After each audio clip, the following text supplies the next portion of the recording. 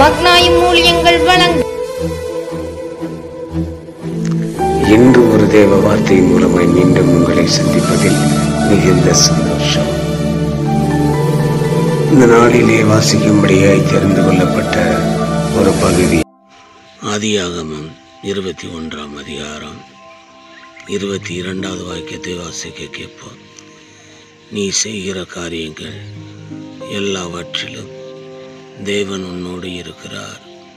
கர்த்தருக்குள் பிரியமான அன்பு சகோதரனே, அன்பு சகோதரிய, அம்மா, ஐயா, நாம் இரவிடத்திலே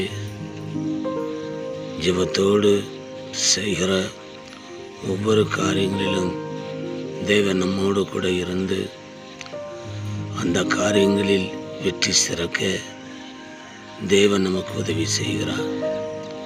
ஜெபம் செய்வோம். எங்களை நேசிக்கிற நல்ல பிதாவே, நீர் கொடுத்த வார்த்தைகளுக்காக நன்றி அப்பா.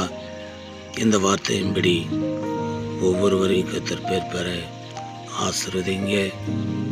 இந்நாளில் எடுக்கப்படுகிற வேலைகள், பயணங்கள், வியாபாரங்கள், முயற்சிகள், எல்லா விஷயங்களிலும் உங்களுடைய மக்களுக்கு நீங்கள் நன்மை செய்யணும்னு சொல்லி ஜெபம் பண்ணுகிறேன்.